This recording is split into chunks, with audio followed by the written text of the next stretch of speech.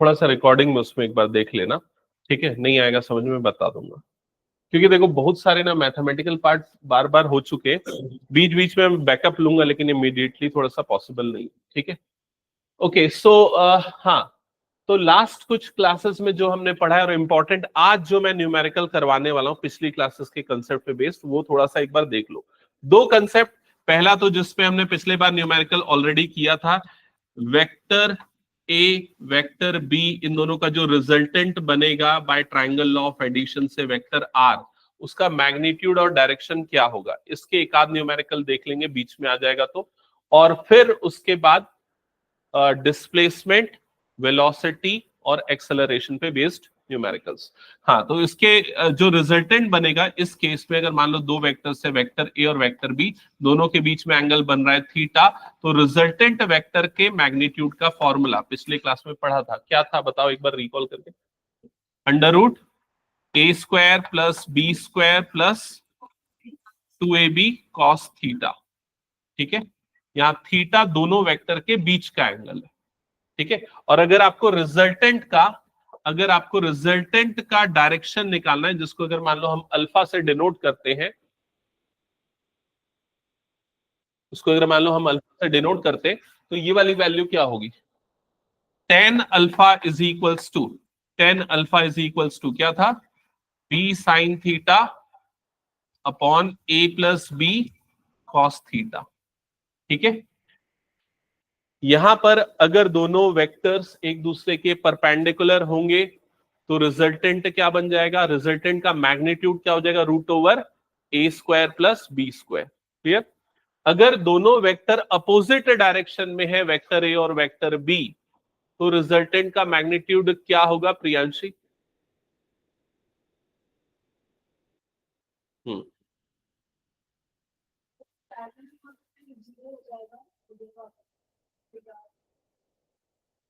ठीक है, आगे?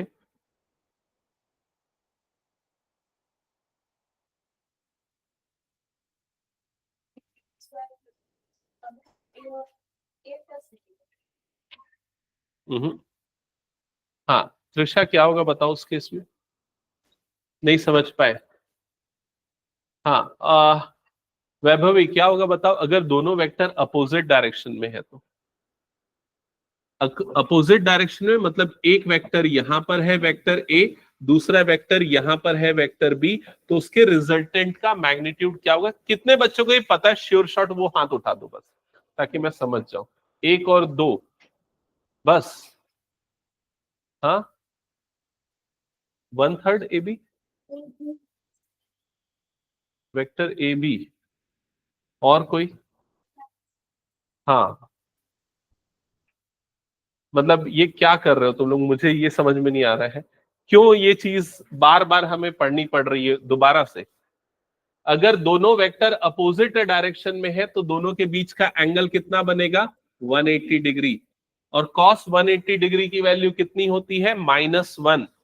तो ये माइनस होने के कारण यहां कौन सा फॉर्मूला बन जाएगा? A square plus B square minus 2ab। तो जो रिजल्टेंट का मैग्नीट्यूड होगा वो क्या हो जाएगा? a माइनस बी हो जाएगा। समझ में आई ये चीज? कॉमन सेंस समझ लो, देखो एक इस तरफ खींच रहा है, दूसरा उस तरफ खींच रहा है, अलग अलग डायरेक्शन में फोर्स लग रहे हैं, तो जो रिजल्टेंट फोर्स होगा वो दोनों का क्या हो जाएगा? डिफरेंस हो जाएगा। अगर दोनों वेक्टर का डायरेक्शन सेम है, वेक्टर ए भी यहीं पर अप्लाई हो रहा है, वेक्टर बी भी यहीं पर अप्लाई हो रहा है, तब दोनों के बीच का एंगल कितना होगा? 0 डिग्री। और 0 डिग्री जब रखोगे तो बताओ रिजल्टेंट का मैग्नीट्यूड क्या निकलेगा? थीटा की जगह 0, किसकी जगह 0? थीटा की जगह 0। थीटा की जगह जब 0 डिग्री रखोगे तो ये cos 0 की वैल्यू कितनी हो जाएगी? 1। और ये किसका फॉर्मूला बनेगा? a plus B whole square का। तो a plus B whole square और ये रूट बाहर निकलेगा, तो रिजल्टेंट क्या आ जाएगा? a plus B. समझ में आई ये चीज? तो ये चीज ध्यान में रखो, इस सिचुएशन में रिजल्टेंट का मैग्नीट्यूड हो जाएगा a plus B. Okay, clear हो गया सबको? और थीटा अगर 90 डिग्री होता है तो डायरेक्टली हम कौन सा फॉर्मूला लगाते हैं? थीटा अगर 90 डिग्री होता है तो ये cos 90 की वैल्यू क्या हो जाती है? 0। तो डायरेक्टली यहां पर पाइथागोरस थ्योरम लग जाता है, ये समझ लो, या root over A square plus B square. ये तीन स्पेशल केसेस है, ठीक है? ये चीज आपको याद रखनी है। और क्या याद रखना है वो भी बता देता हूं। और आपको ये याद रखना है कि भाई अगर मान लो हमारे पास एक वेक्टर, लिखो इसको, इसको लिख लो थोड़ा सा, ठीक है। पता नहीं किसने कितनी क्लासेस अटेंड की नहीं किया है, नहीं पता मुझे, ठीक है। तो लिख लो आर, या इसको वेक्टर आर लिख दो। Vector R is equal to X I plus Y जे। ये जो वेक्टर आर है एक्स आई प्लस वाई जे, ये क्या बताता है? किसी भी पॉइंट का पोजीशन वेक्टर, ठीक है।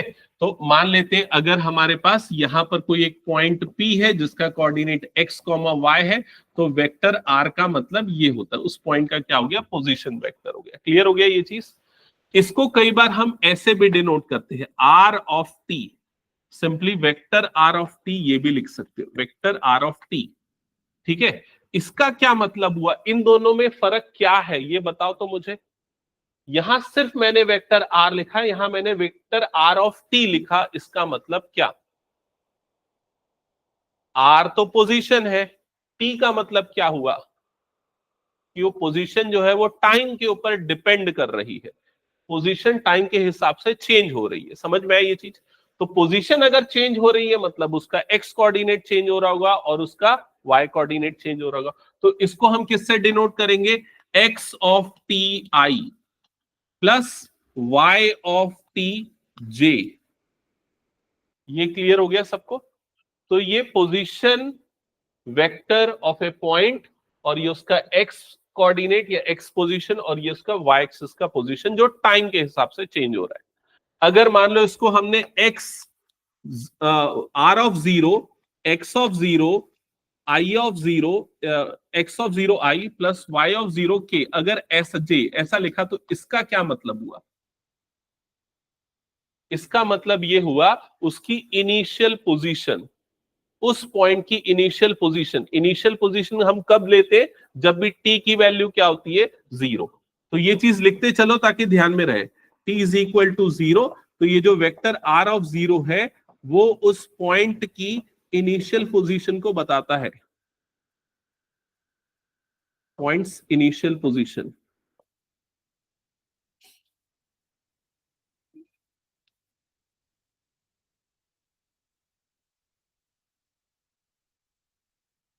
ये हो गया।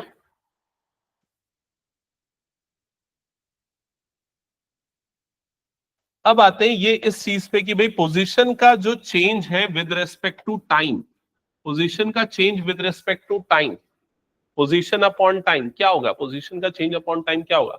वेलोसिटी। तो अगर हम पोजीशन वेक्टर को, वेक्टर आर ऑफ टी को डिफरेंशिएट करते हैं टाइम के रिस्पेक्ट में, चेंज तो देखो एक लॉन्ग ड्यूरेशन वाला भी चेंज होता है, एक शॉर्ट ड्यूरेशन वाला भी चेंज होता है। ये जो चेंज है डी अगर डिफरेंशिएट करें तो इंस्टेंटेनियस चेंज है, शॉर्ट ड्यूरेशन चेंज है। तो इस समय हमें जो क्वांटिटी मिलेगी वो वेलोसिटी होगी, और उसको हम बोलेंगे इंस्टेंटेनियस वेलोसिटी, जिसको आप वेक्टर v से डिनोट कर सकते हो या फिर वेक्टर v ऑफ t से डिनोट कर सकते हो, क्योंकि वेलोसिटी भी हो सकता है टाइम के अकॉर्डिंग चेंज हो रही हो, टाइम का एक फंक्शन हो, ठीक है। अब अगर इसको यहां पर वेक्टर आर ऑफ टी की वैल्यू अगर मैं पुट करता हूं यहां पर, तो क्या हो जाएगा? देखो D by D T, R of T की वैल्यू यहां पर क्या आ जाएगी? X of T I plus Y of T J, ऐसा ही होगा। आर ऑफ टी की वैल्यू, ये जो आर ऑफ टी है पोजीशन वेक्टर है, उसकी वैल्यू, ये वाली वैल्यू को मैंने इस जगह पे प्लेस कर दिया। अब d बाई डी टी अंदर जाएगा तो क्या हो जाएगा? d by D T of X of T I plus d by D T of y of T J, ये हो गया। अब इस पार्ट का मतलब क्या हुआ? Change in X coordinate with respect to time, X coordinate का चेंज होना टाइम के रेस्पेक्ट में। तो इस चीज को हम किससे डिनोट करेंगे? देखो ये असल में लेंथ चेंज हो रही है, डिस्टेंस चेंज हो रहा है विद रेस्पेक्ट टू टाइम। समझ में आ रहा है ये चीज? तो लेंथ का चेंज टाइम के रिस्पेक्ट में मतलब क्या होता है? वेलोसिटी। लेकिन ये एक्स कोऑर्डिनेट में सिर्फ चेंजेस को ऑब्जर्व कर रहे हैं, तो इस क्या हो जाएगा? Velocity in the direction of X axis, तो उसको हम डिनोट करेंगे वी एक्स ऑफ टी से, V X of T I. Similar way में ये क्या हो जाएगा, V Y of T J, ये हो जाएगा आपका V of T, overall velocity. तो अगर आपका पार्टिकल का मूवमेंट 2D प्लेन में है तो उस समय उसकी एक्स वेलोसिटी, एक्स डायरेक्शन की वेलोसिटी और वाई एक्स डायरेक्शन की वेलोसिटी ऐसे डिनोट करेंगे, ठीक है। नेक्स्ट आते हैं, ये वेलोसिटी वाला पूरा कंसेप्ट हो गया। अब अगर हम वेलोसिटी को डिफरेंशिएट करें D by D T of we of T, तो वेलोसिटी को डिफरेंशिएट करेंगे तो rate of change of velocity with time, तो वो क्या होता है, एक्सेलरेशन। तो उसको आप डिनोट कर सकते हो वेक्टर ए से, तो vector A is equals to D by D T, D by D T. अब ये वाली वैल्यू इसमें पुट कर दो, ये हो जाएगा V X of T I plus V Y of T J, so ये हो जाएगा D by D T of V X of T I plus D by D T of V Y of T J. तो इस part को हम क्या बोलेंगे और किससे डिनोट करेंगे, ये बताओ मुझे। Change of velocity in the direction of X axis with respect to time, ये हुआ ना D V X of T. V X मतलब एक्स एक्सिस का डायरेक्शन की वेलोसिटी, डी लगाए सामने मतलब क्या हो गया उसका चेंज, अपॉन में डी टी लगाए मतलब किसके रिस्पेक्ट में, टाइम के रिस्पेक्ट में। तो इसको हम क्या बोलेंगे और किससे डिनोट करेंगे, acceleration in the direction of X axis, और इसको डिनोट करेंगे हम ए एक्स से। ए एक्स ऑफ टी भी लिख सकते हो चाहो तो, अगर वो टाइम के ऊपर डिपेंड कर रहा होगा तो, नहीं तो डायरेक्टली ए एक्स लिखोगे तो भी चलेगा। और सिमिलर वे में ये हो जाएगा वाई एक्सिस के डायरेक्शन में उसका एक्सेलरेशन, जिसको हम डिनोट करेंगे ए वाई ऑफ टी से ऑफ जे। ये क्लियर हो गया सबको, ठीक है। तो यही चीज हमने लास्ट क्लास में पढ़ी थी और इसका कुछ न्यूमेरिकल हमने किया था, ठीक है। आज हम जो इक्वेशन ऑफ मोशन है उसको अप्लाई करके 2D में जो क्वेश्चंस बनते हैं वो देखेंगे। तो 3 इक्वेशन ऑफ मोशन, फर्स्ट कौन सा था, v is equals to you plus A T, second है s is equals to U T plus half A T square, और थर्ड है v square minus you square is equal to 2as, ठीक है। इन पे based हम कुछ questions करेंगे। तो देखो बहुत सारी चीजें एक साथ पैरेलली अप्लाई होंगी, तो अगर नहीं पता तो पूछते जाना। वेक्टर भी लगेगा बीच बीच में, डिफरेंशिएशन भी यूज होगा, इंटीग्रेशन के क्वेश्चन तो आज मैंने नहीं रखे लेकिन आगे वो भी आएगा, ठीक है। तो वो सारे मैथमेटिकल टूल आपको यूज करने। स्टार्ट करें फर्स्ट क्वेश्चन के साथ, चलो। सबसे फर्स्ट क्वेश्चन ये सामने आपको दिख रहा है, स्टार्ट करो।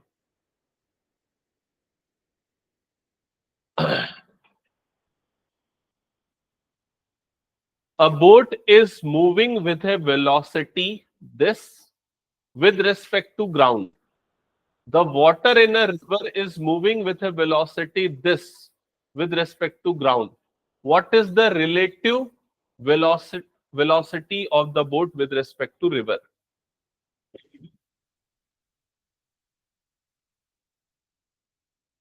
ट्राई करो इसको, ये डायरेक्ट वेक्टर का क्वेश्चन है।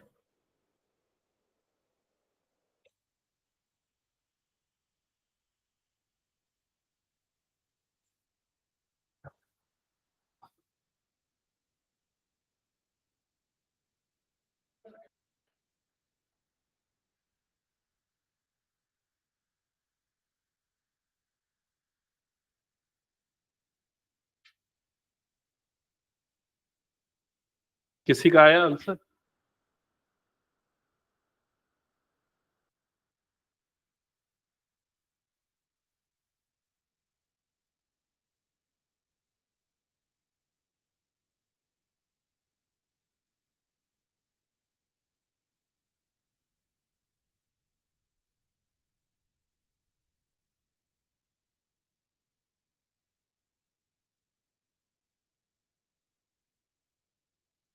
डायरेक्ट वेक्टर का कंसेप्ट लगेगा।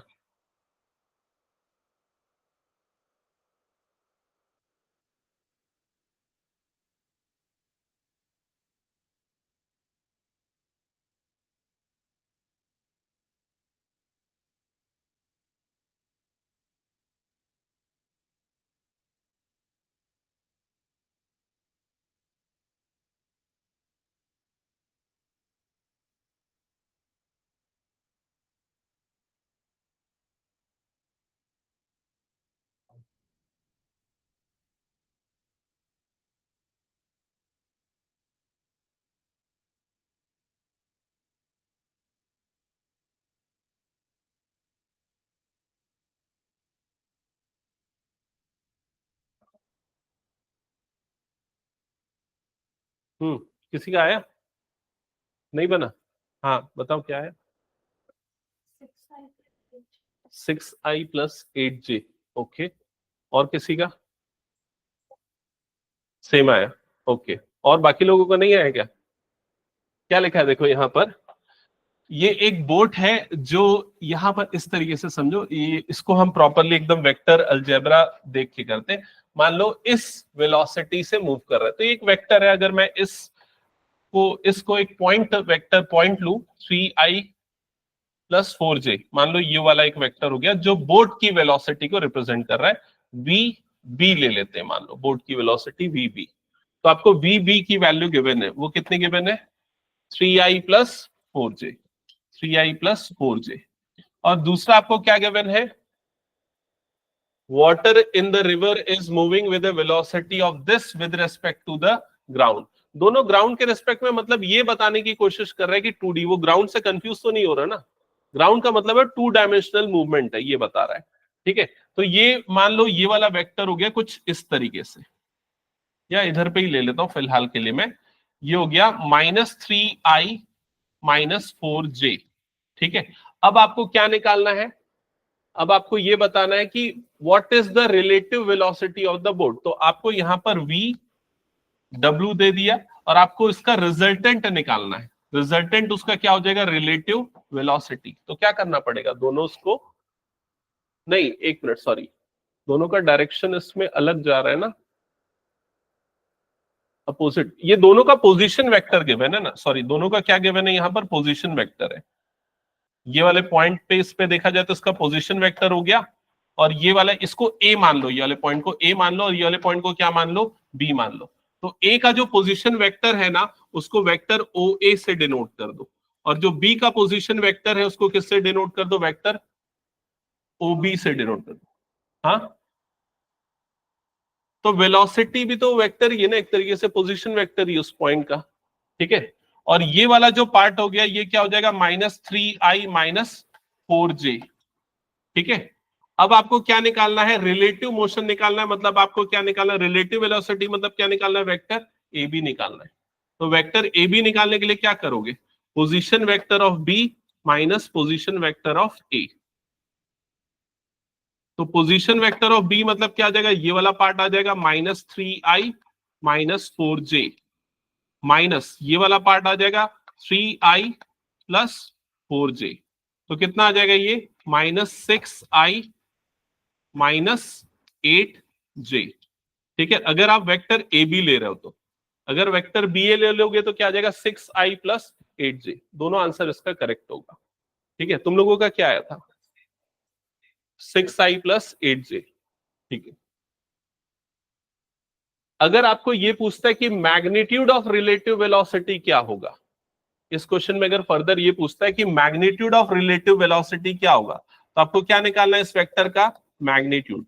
मैग्नीट्यूड क्या आ जाएगा? √/-6 का स्क्वायर प्लस -8 का स्क्वायर, तो वो कितना आ जाएगा? 10। ठीक है, चलो नेक्स्ट टॉपिक पे आगे बढ़ते हैं। नेक्स्ट ये 2-3 क्वेश्चन और है, एक बार इसको देखो।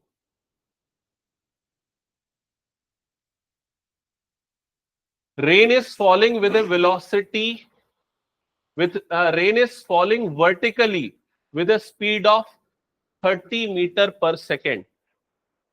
Rain is falling vertically with a speed of 30 meter per second. A woman rides a bicycle with a speed of 10 meter per second in the north to the south direction.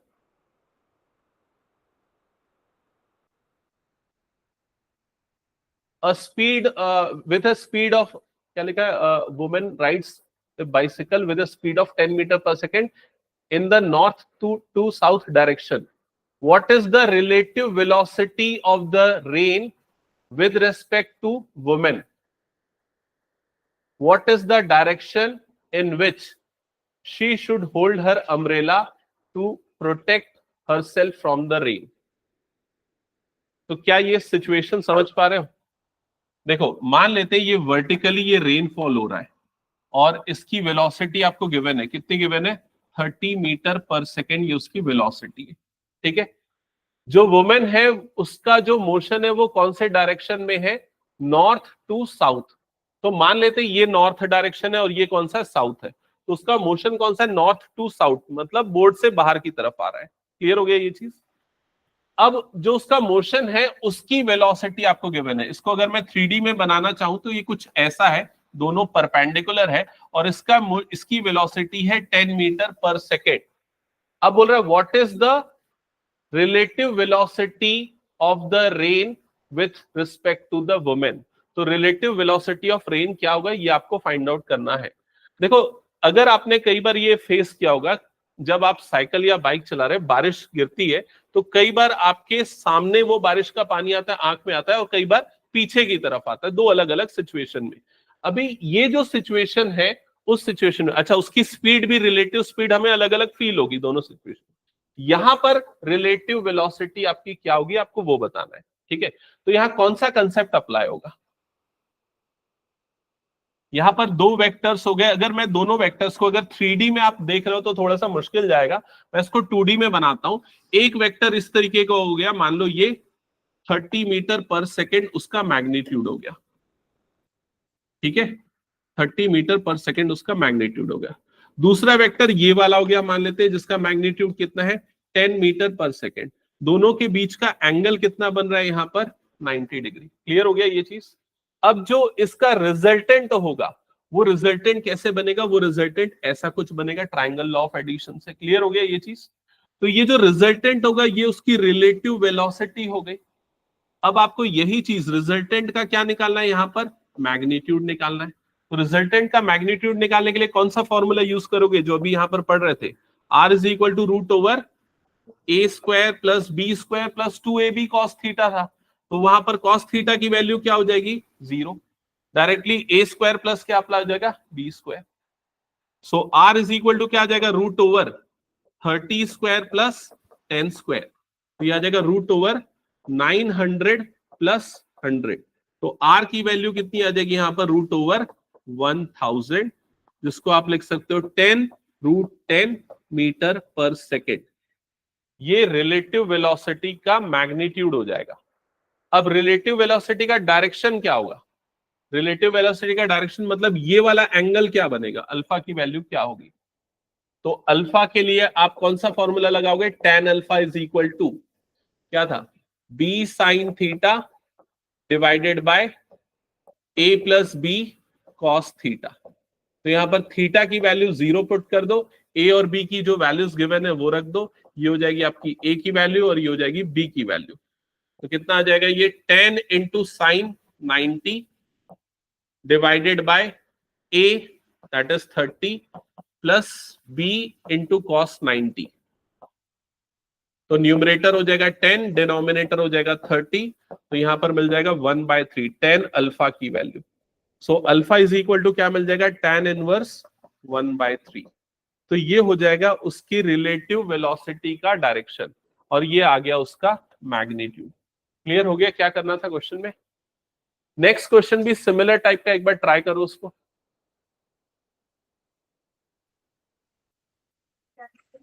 ये direction है जो उसको feel होगा, या जब वो cycle चला रही है तो किस एंगल से उसके ऊपर रेनफॉल होगा, तो ये वो एंगल बता रहा है।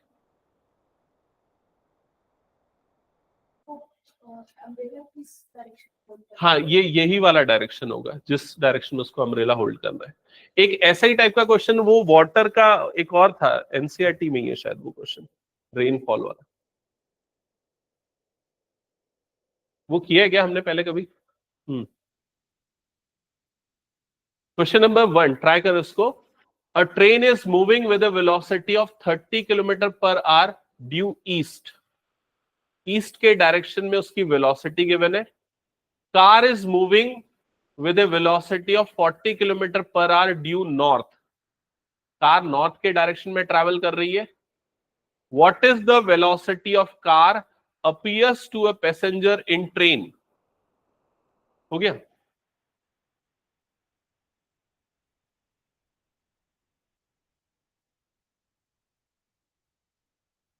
जिनका हो गया फर्स्ट वो सेकंड ट्राई करो।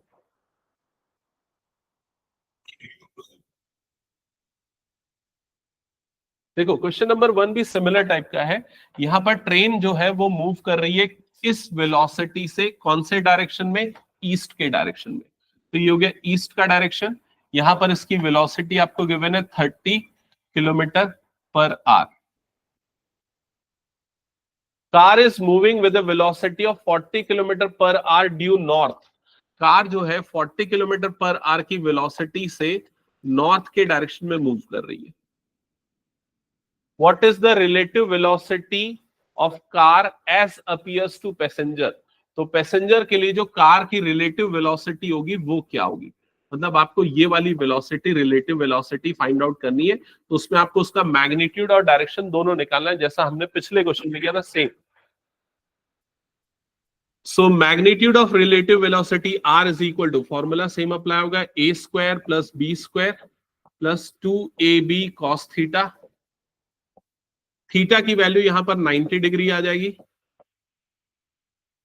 सो R is equal to root over 40 square plus 30 square plus cos 90 की वैल्यू 0 थी तो ये कंप्लीटली 0 हो जाएगा।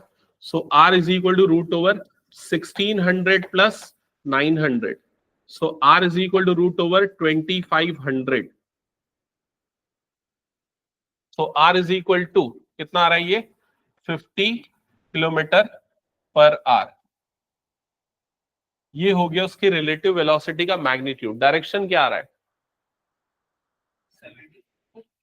tan alpha is equals to, formula होता है b sin theta divided by a plus b cos theta. अब इसमें देखो डायरेक्टली, हर बार ये लिखने की जरूरत नहीं, डायरेक्टली अप्लाई करो। जब भी थीटा की वैल्यू 90 होगी, जब भी थीटा की वैल्यू 90 होगी तो ये हमेशा क्या हो जाएगा, 0। और साइन थीटा की वैल्यू क्या हो जाएगी, 1। तो डायरेक्टली आप कैसे निकाल सकते हो, b बाय ए। क्लियर हो गया ये चीज। तो यहां पर tan alpha is equal to b by A. तो b की वैल्यू यहां पर कितनी है, b की वैल्यू है यहां पर 30 डिवाइडेड बाय a की वैल्यू कितनी हो गई, 40। तो अल्फा इज इक्वल टू आ जाएगा tan इनवर्स 3/4। क्लियर हो गया, tan 37 डिग्री अप्रोक्सीमेटली। हाँ ठीक है, ये हटा दो, फिर हो गया तो सबका।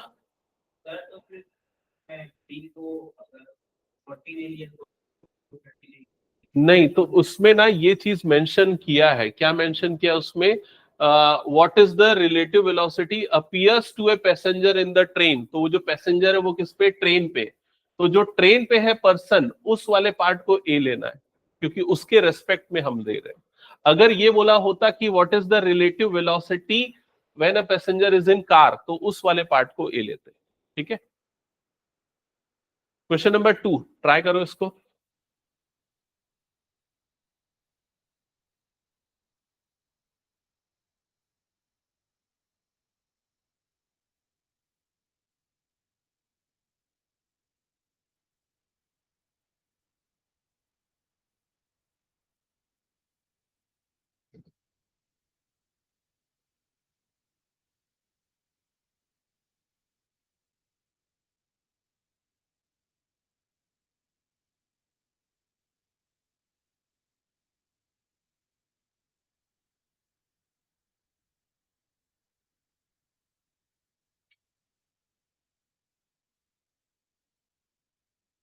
ऋषा सॉल्व करो जल्दी। नहीं समझ में आ रहा क्या, सेकंड तुमने वो वाला एग्जांपल देखा था जब मैंने एक्सप्लेन किया था, रेन वाला। अच्छा ये किससे किससे बन जा रहा है, सेकंड ये बताओ पहले मुझे। बन गया तुम दोनों का, हो गया। इसमें सिर्फ डायरेक्शन पूछा है, तो आपको मैग्नीट्यूड निकालने की जरूरत नहीं है।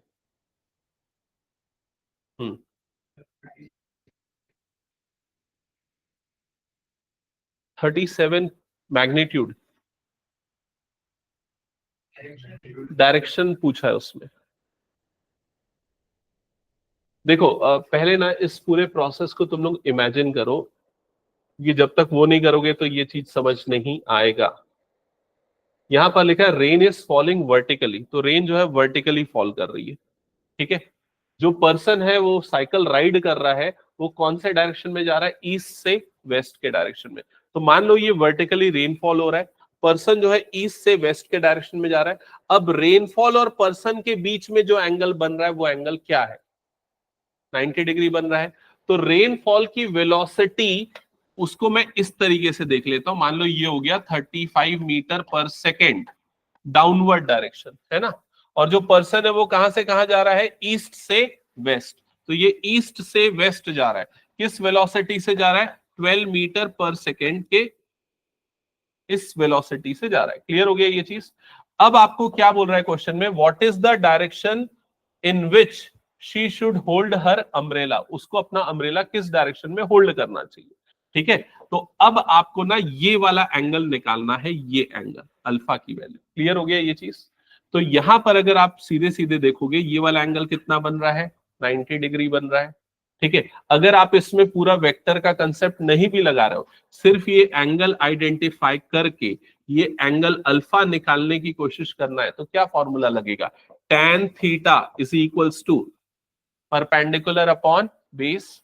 परपेंडिकुलर मतलब कितना आ गया 35, बेस मतलब कितना आ गया यहां पर 12, यही हो जाएगा।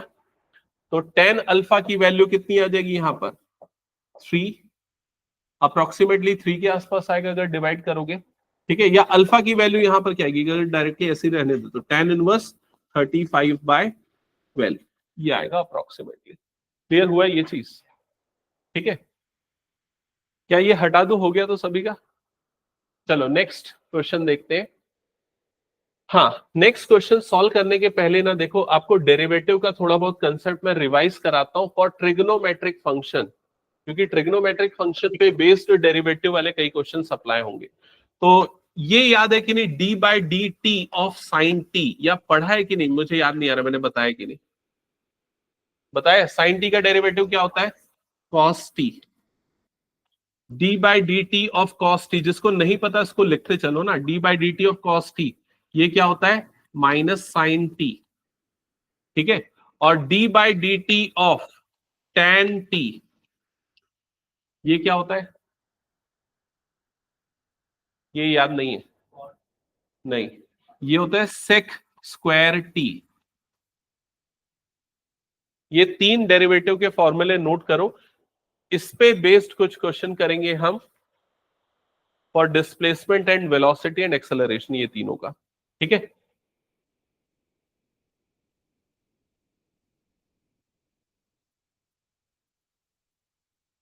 ओके। अब अगर मान लो एक एग्जांपल के लिए लेते हैं, R of T is equals to sine T I cap plus cos T J cap, अगर आपको ये गिवन है। ठीक है, सो आर ऑफ टी या वेक्टर आर, ये उसका क्या है, पोजीशन वेक्टर है। ठीक है, अगर आपको क्वेश्चन में पूछता है, नोट करो ये चीज, R of T vector R is equal to sine T I plus cos T J. Question में पूछता है find its initial position, find its initial position. तो इनिशियल पोजीशन क्या होगी बताओ। इनिशियल पोजीशन का मतलब होता है जब time t is equals to क्या है, 0। जब time t is equal to 0 तो vector r is equal to क्या हो जाएगा, ये sine 0 i plus cos 0 j। ये क्लियर हो गया। तो vector r is equal to ये क्या हो जाएगा, 1 i cap plus 0 j cap. क्या ये क्लियर हो गया सभी को। तो उसकी पोजीशन क्या हो जाएगी, 1 unit in the direction of x axis, क्योंकि y एक्सिस के डायरेक्शन में उसका डिस्प्लेसमेंट क्या है यहाँ पर 0। क्लियर हो गया सबको। ओ सॉरी, मैं उल्टा लिख रहा हूं क्या, हाँ, साइन 0 की वैल्यू ये हो जाएगी 0, और ये 0 i प्लस ये cos 0 की वैल्यू क्या हो जाएगी 1, तो ये क्या हो जाएगा 1j। तो इसका आंसर क्या हो गया, 1 unit in the direction of y axis. Clear हो गया सबको ये। अब अगर मान लो इसकी वेलोसिटी पूछता है, तो वेलोसिटी कैसे निकलेगा, vector r is equal to D, vector v is equal to D by D T of vector r। इसको डिफरेंशिएट करो तो vector v is equals to D by D T of क्या आ जाएगा, sine T I plus cos t j cap. तो सबसे पहले ये साइन टी का डिफरेंशिएशन होगा, तो साइन टी का डेरिवेटिव क्या होता है, cos t। तो यहां पर आ जाएगा cos t i cap plus ये cos t का डिफरेंशिएशन करोगे तो क्या हो जाएगा, minus sign T J cap. यहां तक हो गया सबका। अब अगर क्वेश्चन में पूछता है velocity when time t is equals to pi by 4, find the velocity when time t is equal to pi by 4 seconds, find the velocity when time t is equal to pi by 4 seconds।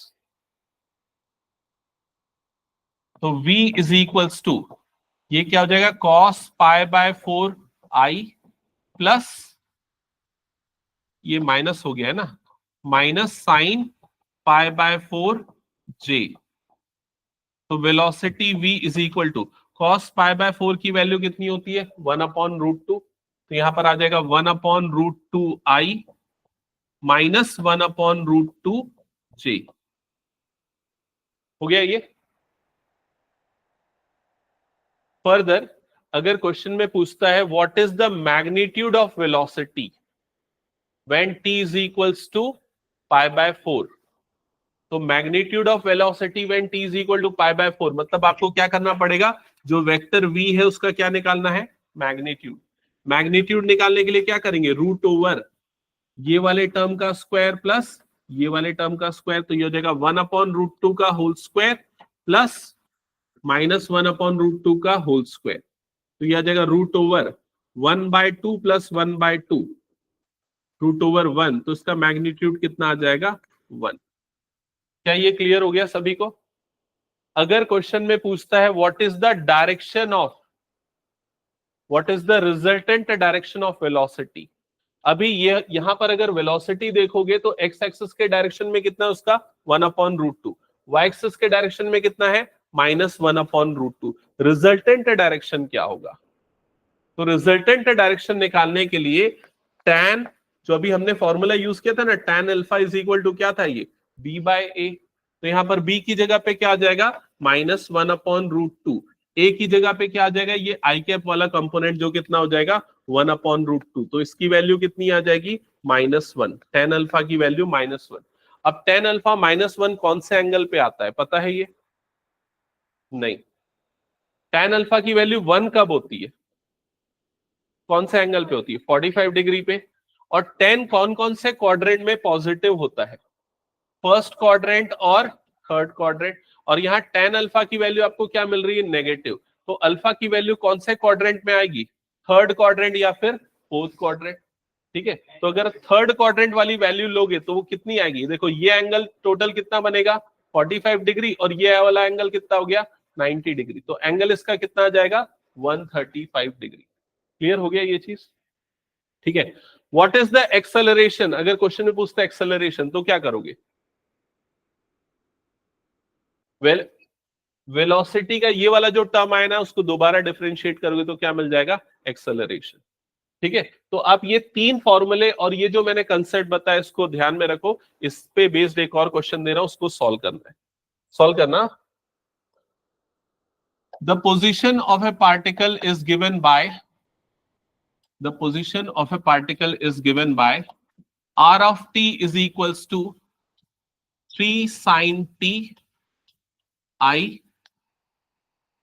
minus 5 cos t j, minus 5 cos t j। अब first part note करना है इस question का,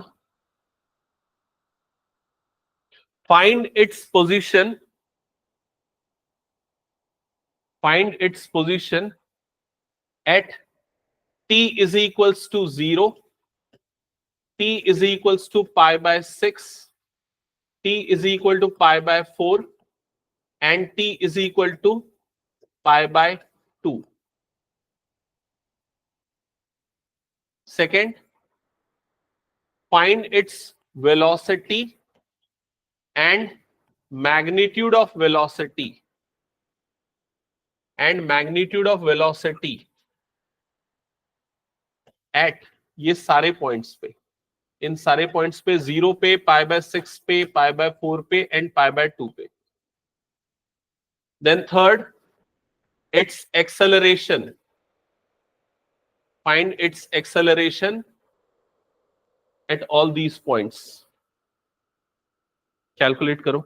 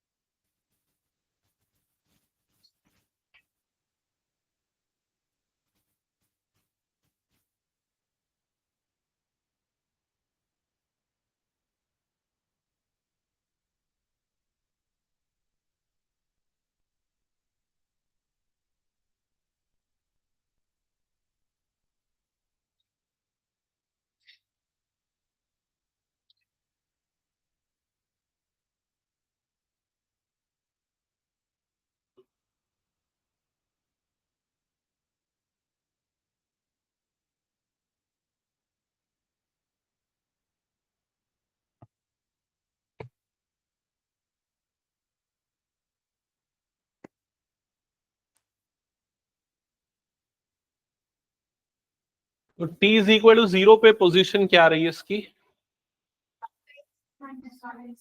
सो vector r is equal to 0, t is equal to 0 put करेंगे तो 3 sin 0 i minus 5 cos 0 j. So finally vector r is equal to, यह आ जाएगा -5 j कैप.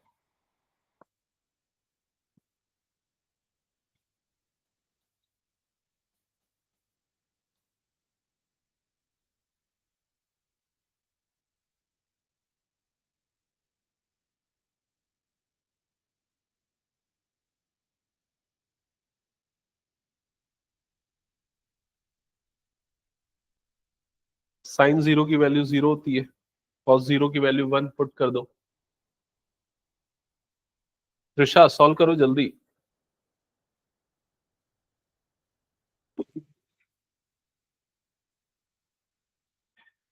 फर्स्ट पार्ट कैसे कर रहे हैं समझ में आया कि नहीं? सिंपली जो पोजीशन वेक्टर गिवन है आपको, आप वहां पर क्या करो, उसकी वैल्यूज पुट कर दो.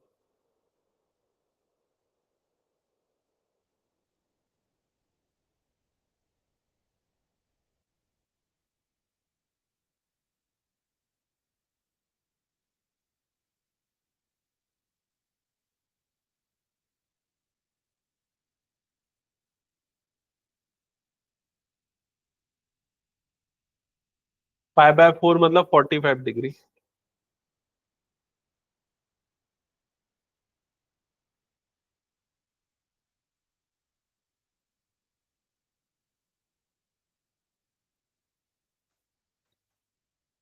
Vector r when time t is π/6, तो यहां पर आ जाएगा 3 sin π/6 i minus 5 cos π/6 j. तो ये आ जाएगा साइन π/6 की वैल्यू होती है 1/2, सो 3/2 i माइनस 5 √3/2 j. एक बार चेक करो सेकंड का पोजीशन ये आ रहा है when t is equal to π/6.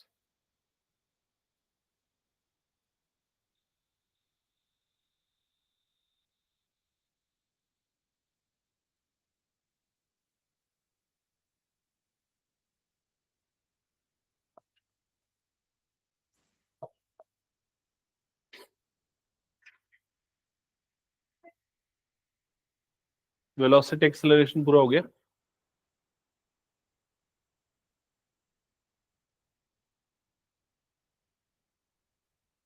एक काम करो, ये क्वेश्चन नोट करना और ट्राई करना तुम, ठीक है? पिछला वाला इसको एक बार नोट कर लेना, अगर पिछला क्वेश्चन हो गया तो.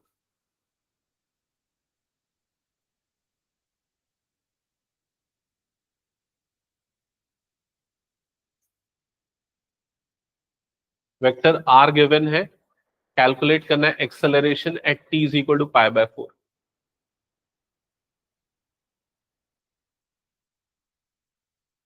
ये m उसका मीटर यूनिट बता रहा है वो.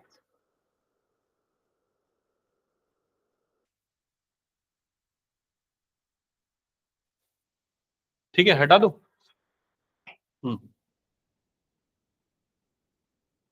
ओके, बाकियों ने सबने निकाला क्या, बताओ रिलेटिव पोजीशन, इसकी पोजीशन क्या रही, vector R is equal vector R at pi by 2। Trisha बताओ पाई बाय 2 पे क्या रहा है पोजीशन, प्रियांशु क्या रहा है पाई बाय 2 पे position, 3i minus 0j। Clear. हाँ, अब वेलोसिटी, वेलोसिटी किसने किसने निकाली एक बार बताओ तो पहले, वेलोसिटी इसका किसने किसने कैलकुलेट कर लिया है, 1 2 3, और बाकियों ने, मतलब बन नहीं रहा है या फिर क्या है। ओके, दृष्टि वेलोसिटी निकला, तो वेलोसिटी के लिए क्या करेंगे, डिफरेंशिएट करेंगे किसको, डिस्प्लेसमेंट वेक्टर को, पोजीशन वेक्टर को। सो वेक्टर आर को अगर डिफरेंशिएट करोगे तो यहां पर साइन टी का जो डेरिवेटिव है वो क्या हो जाएगा, कॉस टी। तो 3 कॉस टी यहां पर आ जाएगा आई, और यहां पर इस कॉस टी का डेरिवेटिव क्या होता है, माइनस साइन टी, तो -5 इंटू माइनस साइन टी, और ये आ जाएगा जे। तो vector v is equals to, vector v is equal to 3 cos T I plus 5 sine T J, ये आ जाएगा उसका वेक्टर, वेलोसिटी वेक्टर। अब वेलोसिटी वेक्टर की वैल्यू निकालनी इन सभी पे, तो t की वैल्यू पुट कर दो, डायरेक्टली वो मिल जाएगा। मैग्नीट्यूड निकालना है, अगर मान लो t is equal to 0 put करते तो velocity, velocity at t is equal to 0, ये हो जाएगा 3 cos 0 i plus 5 sin 0 j। cos 0 की वैल्यू हो जाएगी 1, और ये वाली पूरी वैल्यू हो जाएगी 0, तो आपको क्या मिलेगा यहां पर 3i, vector v velocity at t is equal to 0। इसका मैग्नीट्यूड क्या होगा, मैग्नीट्यूड ऑफ वेलोसिटी, जिसको आप v से डिनोट करेंगे, तो यहां पर क्या आ जाएगा 3 मीटर पर सेकेंड्स। ठीक है, then velocity at, velocity at pi by 4, pi by 3 है ना, पाई बाय 6 है, पाई बाय 6, ये कैलकुलेट करो, मैग्नीट्यूड कैलकुलेट करो इन ऑल केसेस। ठीक है, किसमें तुम लोगों ने निकाला ये सभी का मैग्नीट्यूड, किसमें सबसे ज्यादा आ रहा है मैग्नीट्यूड वेलोसिटी का,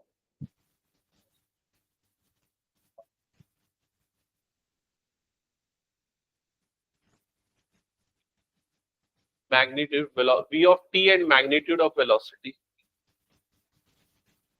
हाँ,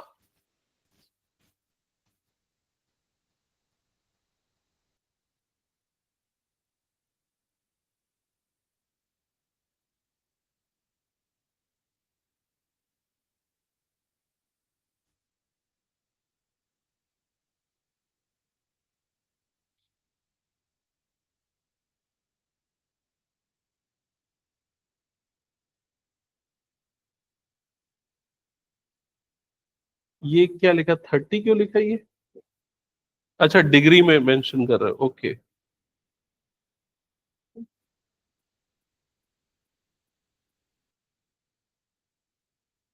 वेलोसिटी निकल गया सबका दृष्टि, अभी ये क्या निकल रहा है, एक्सेलरेशन, तो यहाँ पर dv बाई dt क्यों लिखा है, ये वेक्टर v होगा या v ऑफ t होगा, और इसको आप dr बाई dt लिखोगे। हाँ, सबसे ज्यादा किस पे आ रहा है, 90 डिग्री, ओके ठीक है।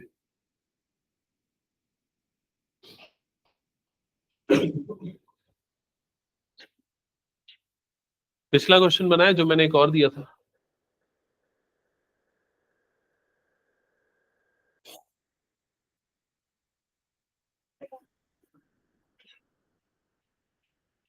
इसका डेरिवेटिव गलत निकाला है, नहीं माइनस साइन 2t इंटू 2 आएगा, ये आंसर गलत है, इंटू 2 एक और आएगा, यहां पर भी जब डिफरेंशिएट करोगे तो cos 2t इंटू 2 एक और आएगा, चेन रूल फॉलो होगा, 2t का फिर से होगा डिफरेंशिएशन जो, हम्म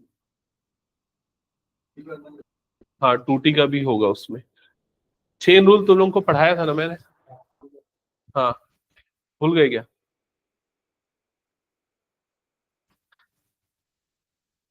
ओके, वेलोसिटी सबका निकला कि नहीं एक बार बताओ। सबका निकल गया वेलोसिटी? हाँ, वेलोसिटी एट पाई बाय 2 कितना आ रहा है गौरीशा बताओ जल्दी। v ऑफ पाई बाय 2 कितना आ रहा है वो? -5, -5j की सिर्फ 5j? सिर्फ 5j क्या पाएगा ना। एक बार ये चेक करो क्या v ऑफ t सही निकला है वेलोसिटी वेक्टर। ये r ऑफ t को जब तुमने डिफरेंशिएट किया होगा तो sin t का डेरिवेटिव आ गया होगा cos t, और ये cos t का डेरिवेटिव लिखा होगा माइनस sin t, तो वो माइनस और ये माइनस प्लस हुआ। क्या ये प्लस लिखा है कि नहीं चेक कर लो। ये प्लस लिखा।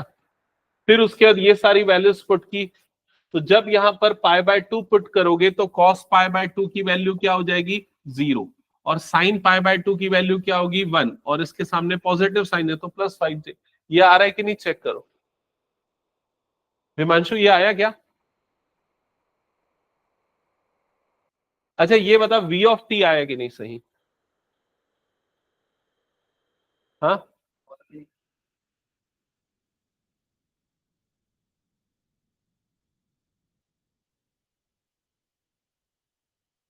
देख इधर पे ध्यान दे, और जिसको जिसको क्लियर नहीं देखो पहले। Vector r is equal to given है आपके पास 3 sin t, 3 sin t i -5 cos t j। ठीक है, अगर आपको इसकी पोजीशन निकालने बोलता है अलग अलग टाइम इंस्टेंट पे, तो आप डायरेक्टली t की जगह पे ये वाली वैल्यूज पुट कर दोगे तो आपको उसके पोजीशंस मिल जाएंगे। अगर वेलोसिटी बोलता है v ऑफ t निकालने बोलता है तो उसके लिए आपको पोजीशन को डिफरेंशिएट करना पड़ेगा विद रिस्पेक्ट टू टाइम। ये क्लियर हुआ? तो अभी ये क्या आ जाएगा d बाई डी टी, और ये जो वेक्टर r है उसकी जगह पे आ जाएगा 3 sin t i -5 into cos T J.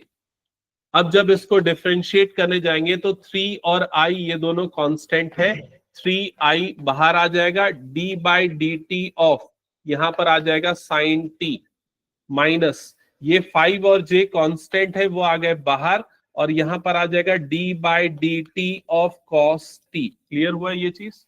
अब फॉर्मूला अभी जो मैंने बताया था साइन t का डेरिवेटिव क्या होता है, तो साइन t का डेरिवेटिव होता है cos t।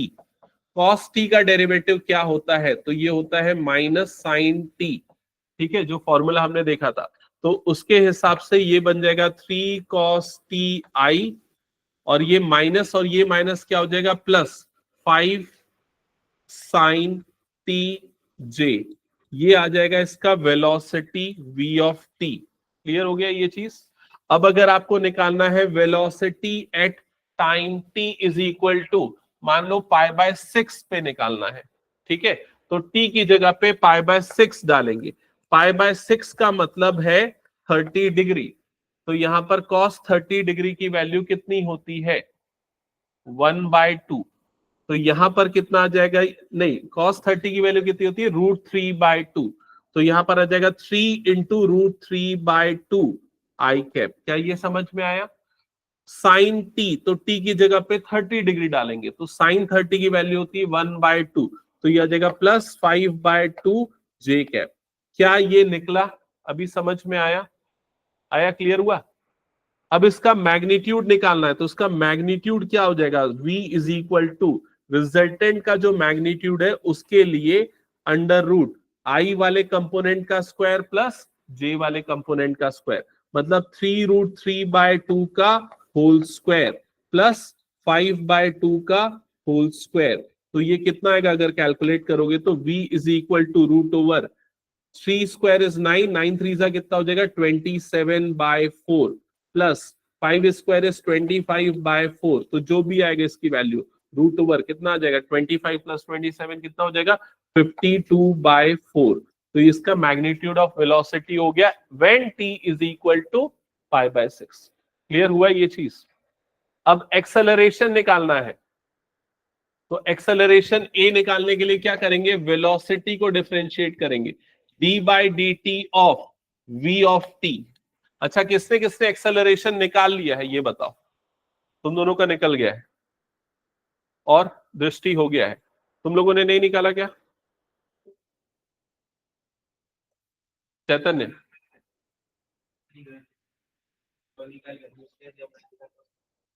चलो, vector A is equal to D by D t. हाँ त्रिषा प्रियांशी इधर ध्यान दो, वी ऑफ टी की जगह पे कौन सी वैल्यू पुट करोगे? हम्म, ये वाला वैल्यू, ये वाली वैल्यू उस पर्टिकुलर टाइम पे है, ये वाली वैल्यू उसकी वी ऑफ टी मतलब चेंज इन टाइम, टाइम के हिसाब से जो चेंज हो रहा है वो वैल्यू। तो वी ऑफ टी की जगह पे यहां पर रखोगे 3 cos T I plus 5 sin T J. Okay, अब जब इसको डिफरेंशिएट करने जाओगे तो ये वाले टर्म में देखना 3 और i कांस्टेंट है, तो 3i आ जाएगा बाहर और ये आ जाएगा D by D T of, ये आ जाएगा cos t प्लस 5j आ जाएगा बाहर और यहां पर आ जाएगा D by D T of sine T. अब ये cos t जो है इसका डेरिवेटिव क्या होता है? माइनस साइन टी, तो ये क्या बन जाएगा, -3 साइन टी आई, और ये साइन टी का डेरिवेटिव क्या होता है, cos टी, तो ये हो जाएगा प्लस 5 cos टी और ये हो जाएगा जे कैप। क्लियर हो गया ये चीज? ये आ गया एक्सेलरेशन ए ऑफ टी या वेक्टर ए ऑफ टी लिखो। अब अगर आपको एक्सेलरेशन निकालना है at t is equal to 0, तो टी की जगह पे 0 पुट कर दो। तो टी की जगह पे 0 पुट करोगे तो ये वाली वैल्यू क्या हो जाएगी, 0, cos 0 की वैल्यू कितनी हो जाएगी, 1, तो यहां पर आपको क्या मिल जाएगा, 5 जे कैप। क्लियर हो गया ये चीज? ठीक है, इसी तरीके से बाकी सारी वैल्यूज पुट करनी है। चलो नेक्स्ट क्वेश्चन नोट करो, ये बना लोगे कि नहीं ये बताओ। हाँ देखो, मैग्नीट्यूड हर एक पॉइंट पे मैंने बोला था, मतलब मैग्नीट्यूड अगर π/4 पे निकालना है तो अलग होगा, π/3 पे अलग होगा, π/6 पे अलग होगा, हर पॉइंट पे डिफरेंट मैग्नीट्यूड होगा। ठीक है, नेक्स्ट क्वेश्चन नोट करना, the position of A particle, the position of a particle is given by vector r is equal to 3t square I minus 5 sin t j plus 7 cos t k cap।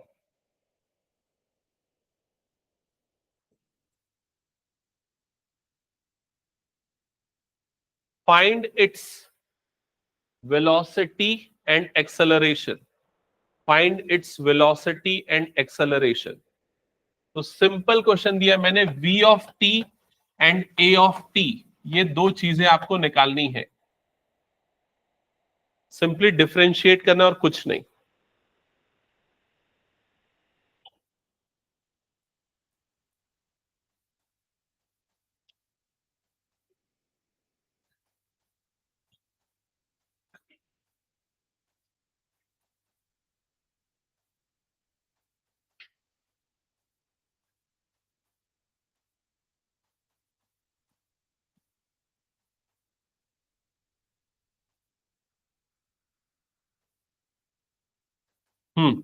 तो अब एक काम करो, आप ही लोग इसका answer बताओ।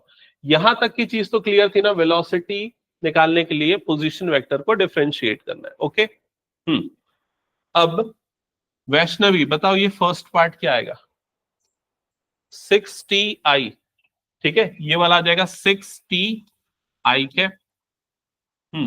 गौरीशा next part, ये वाला जे वाले कंपोनेंट का कोफिशिएंट क्या आएगा, -5 cos t j cap. Priyanshi last वाला कंपोनेंट क्या आ जाएगा,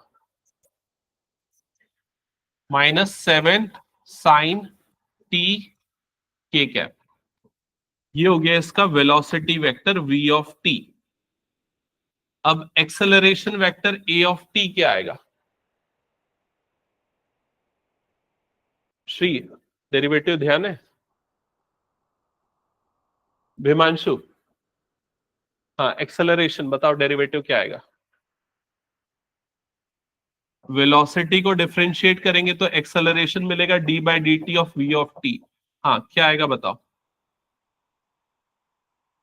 6ti, 6ti है ये, 6ti क्या होगा डेरिवेटिव इसका? t का डेरिवेटिव क्या हो जाएगा? 1, तो यहां पर क्या बच जाएगा? 6i। नेक्स्ट टर्म क्या आएगा? Next term Sarthak, cos t का डेरिवेटिव क्या लिखा था तुम लोगों ने? Minus sine. तो माइनस साइन अगर करेंगे तो ये माइनस और ये माइनस क्या हो जाएगा? प्लस। ये क्या बन जाएगा? +5 साइन टी जे। ठीक है, माइनस साइन टी का डेरिवेटिव क्या होता है? Cos T. तो -7 कॉस टी, और ये क्या आ जाएगा? के क्या, ये हो जाएगा इसका वेलोसिटी एक्सेलरेशन वेक्टर। क्लियर? अब अगर किसी पर्टिकुलर टाइम पे एक्सेलरेशन पूछ रहा है, at t is equal to 0 इसका एक्सेलरेशन क्या होगा, और एक्सेलरेशन का डायरेक्शन क्या होगा at t is equal to 0, तो क्या करेंगे? तो सिंपली ए ऑफ टी जो है वहां पर टी के प्लेस पे क्या पुट कर दोगे? 0। टी के प्लेस पे अगर 0 पुट करोगे तो ये वाली वैल्यू कितनी हो जाएगी? 1। यहां पर तो टी है ही नहीं, और ये वाली वैल्यू क्या हो जाएगी? सॉरी मैं उल्टा बोल रहा हूं, t is equal to 0 put करेंगे तो ये 0 हो जाएगा, और ये वाली वैल्यू कितनी हो जाएगी? 1। तो यहां पर वेक्टर ए या ए ऑफ टी आपको क्या मिल जाएगा? 6i minus 7k cap. Clear हो गया ये चीज? तो ये हो गया acceleration at t is equal to 0। अब अगर magnitude of acceleration at t is equal to 0 पूछा है तो क्या होगा?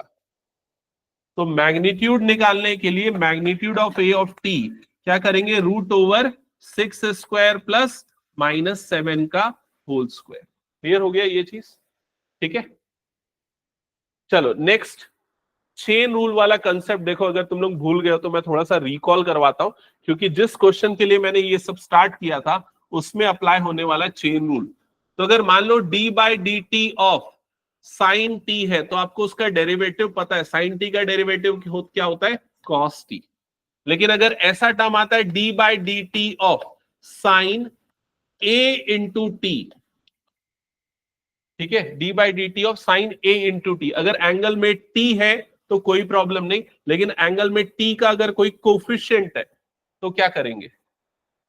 तो सबसे पहले साइन को डिफरेंशिएट करो, साइन का डेरिवेटिव क्या हो गया यहां पर? कॉस। कॉस और एंगल में जो पहले वाला एंगल था मतलब 80 था, वो पूरा का पूरा लिख दो। क्लियर हो गया ये चीज? Then d by D T of 80, जो एंगल है उसको डिफरेंशिएट कर दो, तो ओवरऑल आपको क्या मिल जाएगा? ये cos 80 इंटू 80 का डिफरेंशिएशन क्या हो जाएगा? a, क्योंकि t का हो जाता है 1 और कांस्टेंट क्या बच गया? a। क्लियर हो गया ये चीज? अब ये इजी है, अगर आपको मैं पूछूं कि d by D T of sign 5t क्या होगा, साइन 5t का डेरिवेटिव क्या होगा? साइन का क्या होता है? cos, तो क्या हो जाएगा? cos 5t, फिर 5t का करोगे तो कितना हो जाएगा? 5। वो 5 एंगल में मल्टीप्लाई नहीं है, ये याद रखना। समझ गए ना ये चीज? अगर d by D T of cos 7t निकालना है तो आप पहले ये देखो cos का डेरिवेटिव क्या होता है? माइनस साइन, तो आप यहां पर लिखोगे माइनस साइन और जो एंगल है वो, फिर एंगल का डिफरेंशिएशन, तो 7t का डिफरेंशिएशन, तो क्या आ जाएगा? इंटू 7। क्या ये समझ गए सभी? लेकिन अगर क्वेश्चन ऐसा आता है D by D T of sine T square, तो क्या होगा इसका डेरिवेटिव बताओ? तो साइन का डेरिवेटिव क्या होता है? कॉस, तो यहां पर क्या लिखोगे? पहले cos T square into 2t। अब टी स्क्वायर का डिफरेंशिएशन होगा तो उसका डिफरेंशिएशन क्या आ जाता है? 2t। तो ये चेन रूल वाला कंसेप्ट है जो पहले हमने एक आध बार पढ़ा है, अगर याद हो तो। ठीक है, तो जिस क्वेश्चन के लिए मैं ये पूरा स्टार्ट कर रहा था वो क्वेश्चन एक बार सॉल्व करके दिखाओ। ये है वो क्वेश्चन।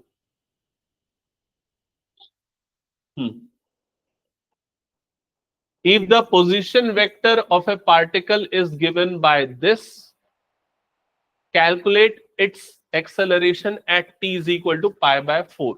जल्दी कैलकुलेट करो त्रिशा, ये चाहिए मुझे कैलकुलेट करके फास्ट। हो गया ये, चेन रूल अप्लाई करके करेक्ट किया ना? हाँ,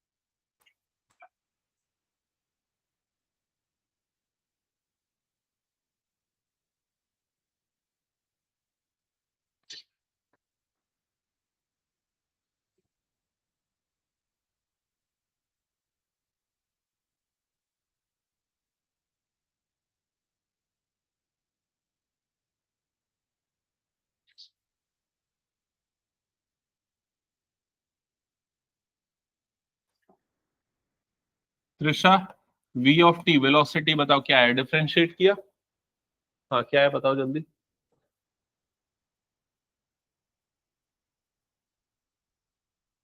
-4 sin 2t इंटू आई, बस। नहीं, गलत है वो। ये आएगा -8 sin 2t आई। एक बार चेक करो ये आया क्या फर्स्ट वाला डेरिवेटिव, क्योंकि cos 2t का होगा -sin 2t, फिर 2t का भी तो डिफरेंशिएशन करेंगे जो अभी मैं चेन रूल बता रहा था, तो 2t का क्या हो जाएगा 2, तो इसलिए आ जाएगा -8 प्लस इसका क्या होगा बताओ जल्दी, 8 cos 2t, क्योंकि sin 2t का क्या होगा cos 2t इंटू 2, तो वो 2 इससे मल्टीप्लाई हो जाएगा, तो ये आ जाएगा 8 cos 2t j। नेक्स्ट इसका डेरिवेटिव क्या हो जाएगा, +6k, और ये अभी मिला है वेलोसिटी, क्योंकि आपको पोजीशन वेक्टर गिवन था। अब आपको क्या निकालना है, इसका एक्सेलरेशन a ऑफ t। अब दोबारा डिफरेंशिएट करेंगे। त्रिशा बताओ इस वाले टर्म का क्या आएगा डेरिवेटिव, त्रिशा जल्दी। -16 cos 2t आई। नेक्स्ट टर्म का क्या आएगा,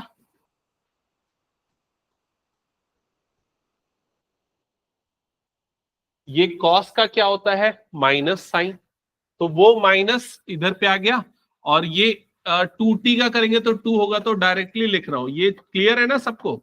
-16 sin 2t, और ये क्या हो जाएगा j, और लास्ट वाले का डेरिवेटिव क्या होगा 0, क्योंकि वो 6 कांस्टेंट है, तो उसका डेरिवेटिव क्या होता है 0। अब ये हो गया एक्सेलरेशन, लेकिन ये कब निकालना है, at t is equal to π/4। π/4 मतलब 45 डिग्री, लेकिन यहां एंगल में t नहीं है, एंगल में क्या है 2t है, तो मतलब ये कितना बन जाएगा 90 डिग्री। समझ रहे हो ना ये चीज। cos 90 की वैल्यू क्या होती है 0, sin 90 की वैल्यू क्या होती है 1, तो फाइनली जो आपका एक्सेलरेशन आएगा a ऑफ t आएगा, वो क्या आ जाएगा -16 j, -16 j। इसका मतलब जो एक्सेलरेशन है वो कौन से डायरेक्शन में है, negative direction of y axis. Clear हो गया ये चीज, ये हटा दू ना सबको क्लियर। अब ऐसे कुछ भी आ सकता है क्वेश्चन, यहाँ एंगल में 2t है तो उसकी जगह पे t² हो सकता है, 5t² + 7 हो सकता है, अकॉर्डिंगली डेटा चेंज हो सकता है। ठीक है, चलो नेक्स्ट हेडिंग डालना, equation of motion in 2D। Equation of motion in 2D या इन अ प्लेन। तो फर्स्ट इक्वेशन आपको याद होगा, v is equal to you plus A t, v is equal to you plus A t. यहां v final velocity, u क्या होता था initial velocity, a क्या होता था एक्सेलरेशन। अब इसको हम इस तरीके से लिखेंगे, v of t is equals to v not plus A t. v of t मतलब उसकी इंस्टेंटेनियस वेलोसिटी है, v नॉट का मतलब क्या हो जाएगा इनिशियल वेलोसिटी, a एक्सेलरेशन, और t हो गया टाइम। सेकेंड इक्वेशन क्या थी, s is equal to u t plus half a t square, ठीक है। तो यहाँ एस उसका पोजीशन या डिस्प्लेसमेंट को रिप्रेजेंट करता था, तो उसको हम आर ऑफ टी से रिप्रेजेंट करेंगे। R of T is equal to u, u को हम लिख देते v not of t plus half a t square, ठीक है। और थर्ड इक्वेशन क्या थी, v square minus you square is equal to 2as, तो ये हो जाएगा v square minus v not square is equal to 2a, और ये आ जाएगा r of t, clear.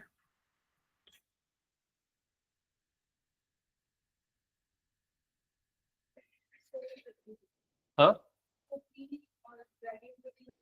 We of T लिख भी सकते हैं, नहीं भी लिखेंगे तो भी चलेगा उसमें, ठीक है। ओके, अब इस इक्वेशन को थोड़ा सा ध्यान से देखना। यहां पर आर ऑफ टी जो है ना, ये उसका डिस्प्लेसमेंट है इन प्लेन, मतलब दो डायमेंशन एक्स और वाई। लेकिन अगर आपको सिर्फ एक्स डायमेंशन का चाहिए तो उसको आप किससे डिनोट कर दोगे, एक्स ऑफ टी। यहां पर वी नॉट जो है वो क्या हो जाएगा, v not x of t. जो एक्सेलरेशन ए है उसको आप किससे डिनोट करोगे, a x of t square. तो एक्स डायरेक्शन का डिस्प्लेसमेंट आ जाएगा, एक्स एक्सिस का। सिमिलर वे में अगर y एक्सिस का डिस्प्लेसमेंट चाहिए तो किससे डिनोट करेंगे, y ऑफ t।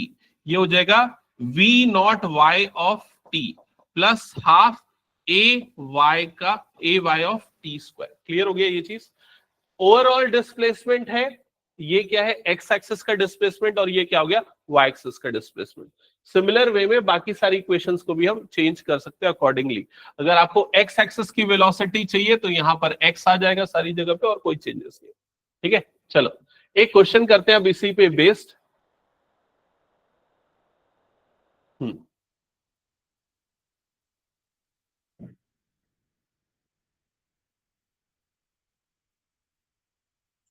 तो सामने जो क्वेश्चन लिखा है पहले उसको अच्छे से नोट करो, इंपॉर्टेंट पॉइंट्स नोट करो, पूरा क्वेश्चन नोट मत करो।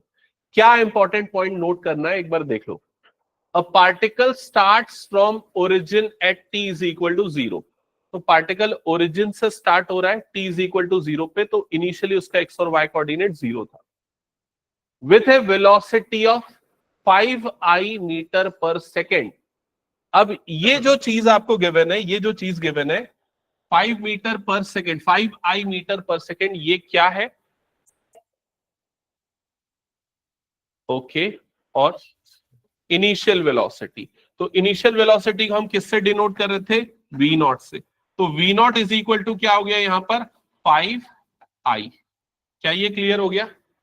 अब आप इसको चाहो तो v नॉट एक्स भी लिख सकते हो, क्योंकि भाई v नॉट आई जो है, जो v नॉट है वो किससे बनता है, v not x I plus v not y j. Clear हो गया ये चीज। तो यहां पर y एक्सिस के डायरेक्शन की उसकी वेलोसिटी नहीं थी, तो आप चाहे ये लिखो या ये लिखो, दोनों का मतलब सेम ही है। जो मैं बोल रहा हूं समझ में है मैंने क्या बोला। इनिशियल वेलोसिटी में x एक्सिस और y एक्सिस दोनों के डायरेक्शन में इनिशियल वेलोसिटी हो सकती है, लेकिन यहाँ सिर्फ i कैप वाली टर्म है, j वाली टर्म नहीं है। तो इनफैक्ट ये दोनों चीजें सेम ही है, ये वाली वैल्यू बिकॉज 0 है क्वेश्चन के अकॉर्डिंग।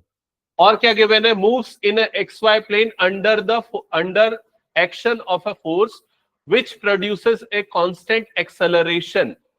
तो ये जो चीज आपको गिवन है ये क्या है, एक्सेलरेशन, मतलब a। और a की वैल्यू कितनी है यहां पर, 3i प्लस 2j। यहां तक क्लियर हो गया सबको। अब फर्स्ट पार्ट में क्या पूछ रहा है, what is the y coordinate of the particle at the instant it's x coordinate is 84। इसका मतलब समझ में है, जब उस पार्टिकल का x कोऑर्डिनेट 84 है तो y कोऑर्डिनेट की वैल्यू उस समय क्या है। x कोऑर्डिनेट मतलब x की वैल्यू 84 है, तो y की वैल्यू उस समय क्या है, ये आपको बताना है, ठीक है। तो अभी हमने 3 इक्वेशंस डिस्कस किए थे।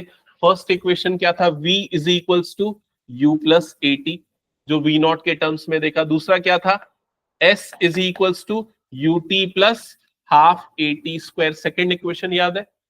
अब इसमें अगर आपको पोजीशन निकालनी है तो आप कौन सी इक्वेशन यूज करोगे? सेकेंड इक्वेशन, क्योंकि एस उसकी पोजीशन देता है।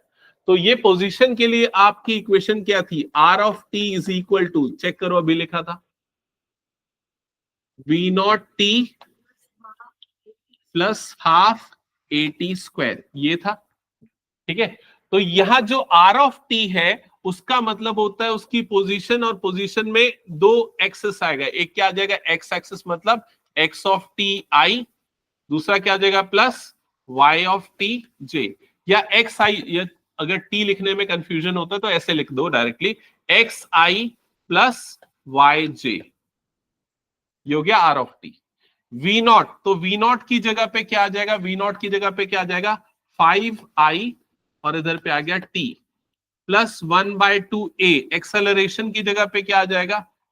3i प्लस 2j, और यहां पर आ गया टी स्क्वायर। क्या ये वाला स्टेप समझ में? एक बार चेक कर लो। ठीक है, अब यहां पर हो गया x I plus Y j is equal to 5i cap t plus, ये कितना हो जाएगा जब मल्टीप्लाई होगा, ब्रैकेट ओपन होगा, टी स्क्वायर इससे मल्टीप्लाई होगा, तो ये क्या बन जाएगा? 3t² बाय 2i प्लस, जब ये इससे मल्टीप्लाई होगा तो क्या बन जाएगा? 2t² bye 2j। एक बार चेक करो समझ में आ रहा है क्या? ब्रैकेट्स ओपन किया और कुछ नहीं किया मैंने। फर्दर अगर आई वाले कंपोनेंट को देखें तो ये दोनों आई वाला कंपोनेंट है, तो दोनों में से हम आई को निकाल लेते हैं कॉमन। तो अब यहां पर क्या बच जाएगा? 5t plus 3t² bye 2। Check करो ये क्लियर हो गया।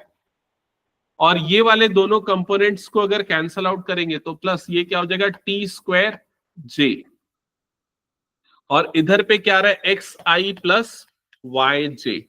एक बार चेक करो यहां तक क्लियर है क्या सबको?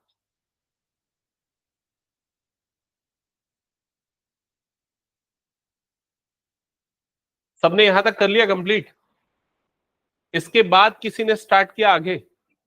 हाँ, इसके बाद क्या करेंगे? तो क्वेश्चन में एक और चीज गिवन है, यहां पर देखो क्या लिखा हुआ है, इसका एक्स कोऑर्डिनेट कितना है? 84। तो इसका एक्स कोऑर्डिनेट 84 है, मतलब एक्स की जगह पे क्या पुट कर दोगे आप? 84। तो यह आ जाएगा 84i plus Y j is equal to, ये क्या हो जाएगा? 5t plus 3t²बाय 2i plus t²j। क्या ये समझ में आया? अब दोनों के आई वाले कंपोनेंट को आपस में इक्वेट कर दो, तो 84 इज इक्वल टू क्या हो जाएगा? ये 5t प्लस 3t²बाय 2। सॉल्व करो, सॉल्व करके t की वैल्यू निकलेगी, निकालो क्या आ रही है बताओ।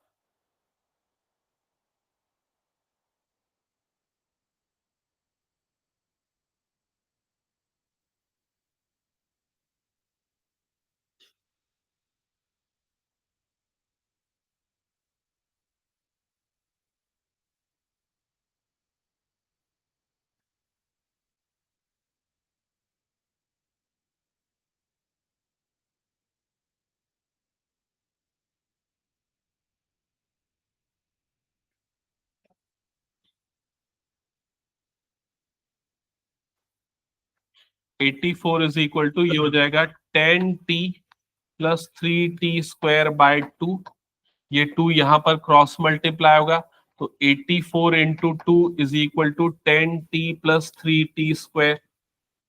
तो इक्वेशन बन जाएगी 3t² plus 10t minus 168 is equal to 0। एक बार चेक करो ऐसी इक्वेशन बनी क्या?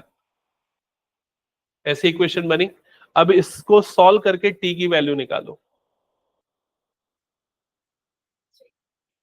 -28 और 6। ओके,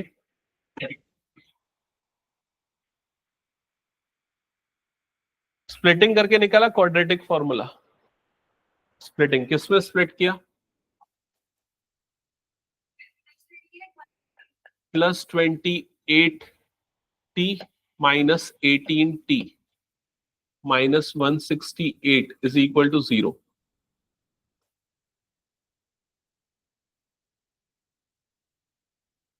6 इट्स 40, हाँ ठीक है। फिर यहां से t कॉमन निकल जाएगा, you'll get T bus common निकल रहा है ना, हाँ, तो ये हो जाएगा 3t, 6 कॉमन है, 6 2 12। नहीं, कुछ गलत है हुआ है क्या? -28 बोल रहे हो, +28 तो नहीं आ रहा है, ये गलत किया है क्या शायद? तो इधर पे देख लो, 168 इंटू 3 करेंगे और इसका प्राइम फैक्टराइजेशन 168 इंटू 3,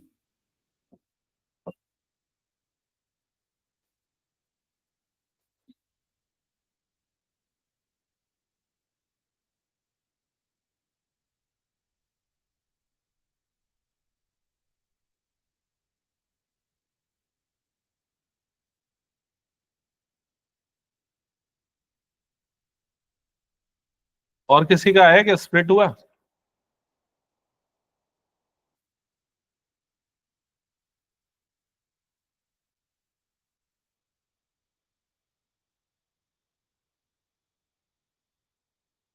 -28 और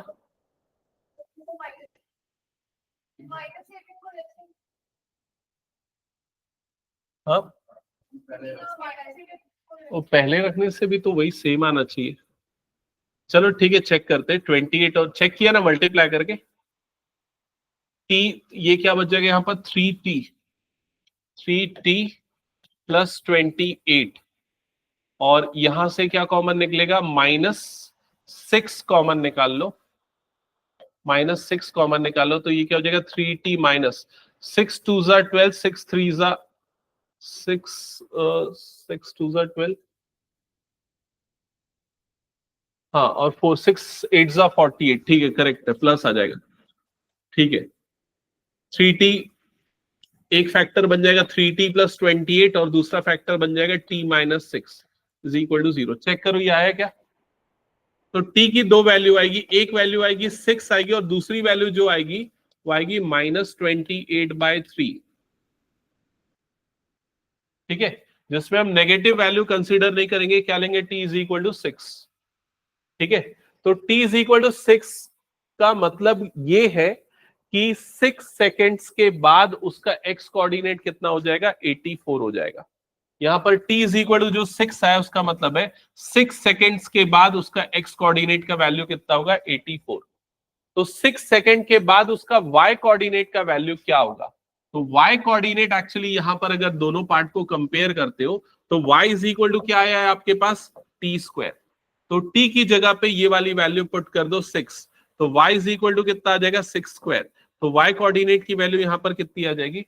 36। समझ में आया कि ये क्वेश्चन कैसे बना है? चलो एक लास्ट क्वेश्चन दे रहा हूं, उसको सॉल्व करो। सिमिलर टाइप का ये हो गया सबका।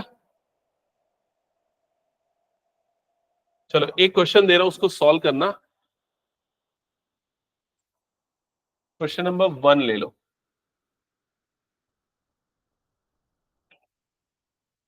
A particle starts from origin at t is equal to 0 with a velocity this and moves in xy plane under the action of force which produces a constant acceleration this. What is the y coordinate of particle at the instant when x coordinate is 64 meter? And what is the speed of the particle at this time?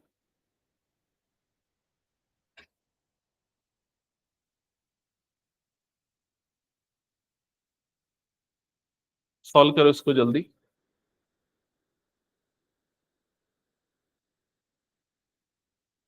Start कैसे करना है? हिंदू की हो जाएगा।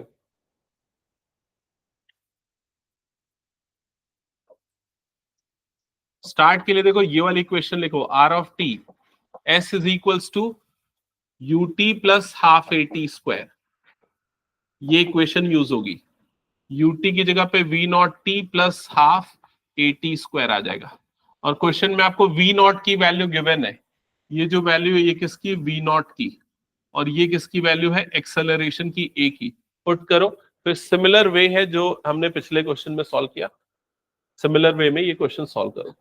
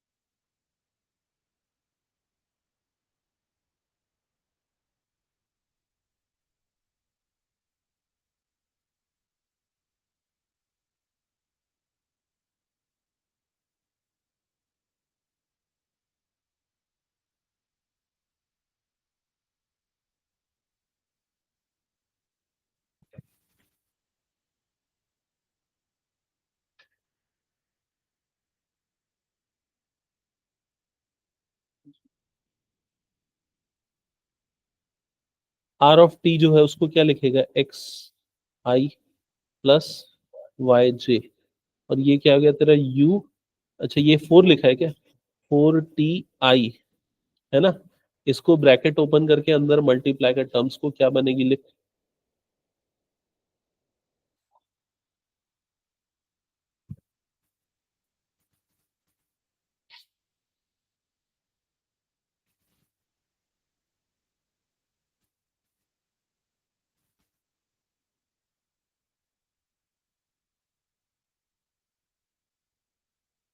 हाँ, यहाँ पर लिखो एक्स आई प्लस वाई जे।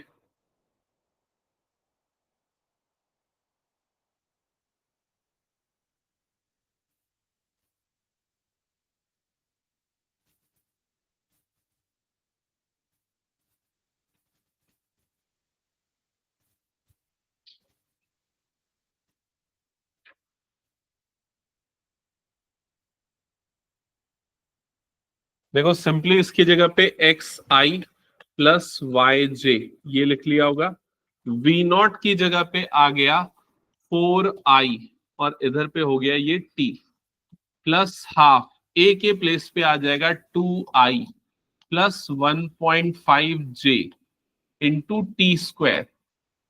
फिर जब ब्रैकेट्स ओपन करोगे तो ये हो जाएगा 4ti प्लस, ये बन जाएगा, ये दोनों मल्टीप्लाई होगा ना, टी स्क्वायर भी मल्टीप्लाई हो रहा है, 1/2 भी मल्टीप्लाई हो रहा है, तो टी स्क्वायर आई, और जब ये इससे मल्टीप्लाई होगा तो ये 3/2/2 मतलब कितना हो जाएगा, प्लस 3/4 टी स्क्वायर जे, और इन दोनों में से आई कैप कॉमन निकाल लोगे तो ये बन जाएगा 4t plus T square plus 3/4 T square J. एक बार चेक करके बताओ कितने बच्चों ने यहां तक कर लिया जो मैं अभी ये लिख रहा हूं, यहां तक, यहां तक हो गया।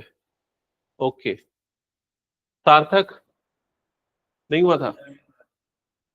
हाँ, सिंपली मैंने यहाँ पर ब्रैकेट्स ओपन करके टर्म्स को रीअरेंज किया, आई वाले टर्म्स को एक साथ लिखा, उसमें से आई कैप वाली टर्म कॉमन निकाल दी, वाई वाला टर्म जो है मतलब जे कैप वाला टर्म ये। इसके बाद क्या करना है, इसके बाद क्या करना है, क्वेश्चन में क्या गिवन है, देखो डेटा में, what is the y coordinate of particle when its x coordinate is 64।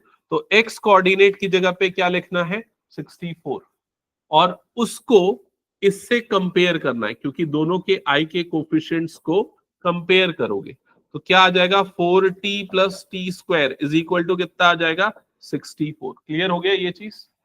Simplify करोगे तो क्या बन जाएगा, t square plus 4t minus 64 is equal to क्या हो जाएगा, 0। यहां तक हुआ। हाँ, अब बताओ किसमें स्प्लिट होगा, ये स्प्लिट हो रहा है क्या मिडिल टर्म,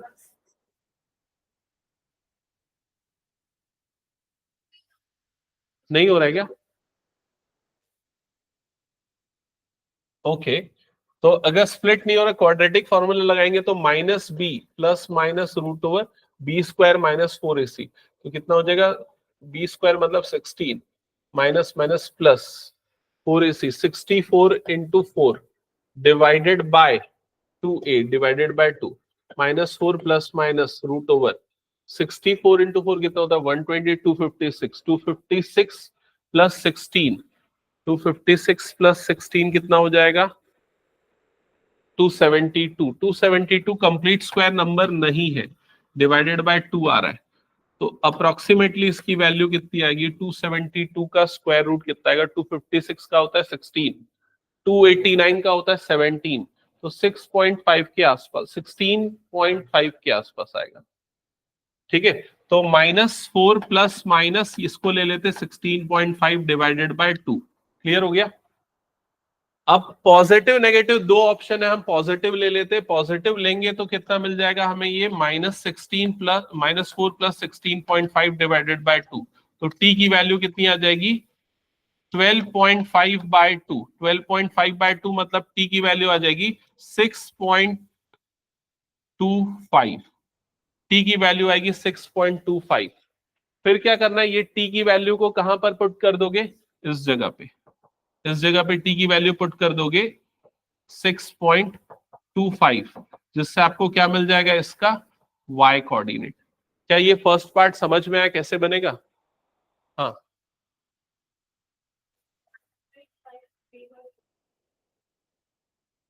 1.5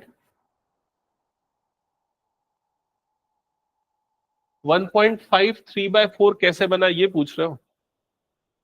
1.5 कितना होता है? 3/2 होता है ना।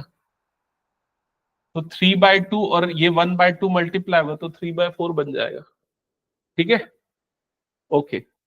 ये वाला पार्ट समझ में आया कि नहीं सबको? एक बार बताओ जल्दी। ये थोड़ा सा मैथ्स इतना करना पड़ेगा ना फास्ट, क्योंकि नहीं तो फिर हम आगे नहीं बढ़ पाएंगे।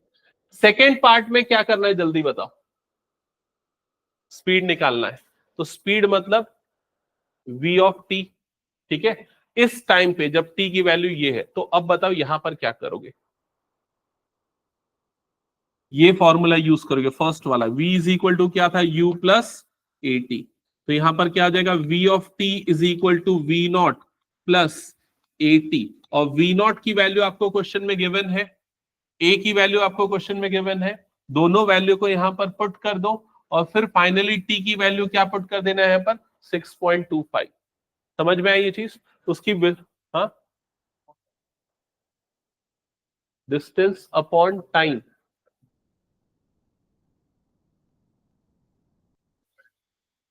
उससे भी कर सकता है। यहां से जो तेरा डिस्प्लेसमेंट एक्स और वाई की वैल्यू आई ना तेरी, फिर उसका तू मैग्नीट्यूड निकाल लेना, √x² प्लस y² करके, फिर उसके बाद टाइम से डिवाइड कर देना, उससे भी निकाल सकता है।